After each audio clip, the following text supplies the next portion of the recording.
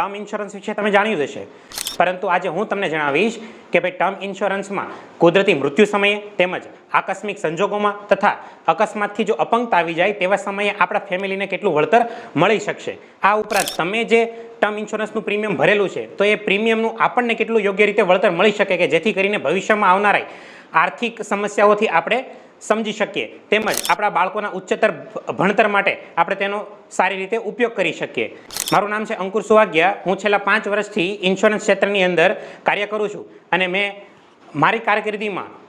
ઘણા બધા લોકોને તેના ટર્મ ઇન્સ્યોરન્સ લેવા માટે ખૂબ જ મદદ કરેલી છે અને તેમને યોગ્ય માહિતી આપેલી છે। જે તમને આજુબાજુમાં બટન આપેલું છે તેના પર ક્લિક કરી અને અમારા પેજ પર જઈને ટર્મ ઇન્સ્યોરન્સ શા માટે લેવો જોઈએ તે વિશેની માહિતીઓ આપેલી છે। ત્યાર પછી તેમાં જે એક ફોર્મ આવશે તો તે ફોર્મ ભરીને ટર્મ ઇન્સ્યોરન્સ વિશેની વધુ માહિતી માટે અમારો સંપર્ક કરી આપણે 1-to-1 મીટિંગ કરી અને ટર્મ ઇન્સ્યોરન્સ લેવો જરૂરી શા માટે છે તેના વિશેની આપણે પૂરેપૂરી માહિતી તમને આપીશું।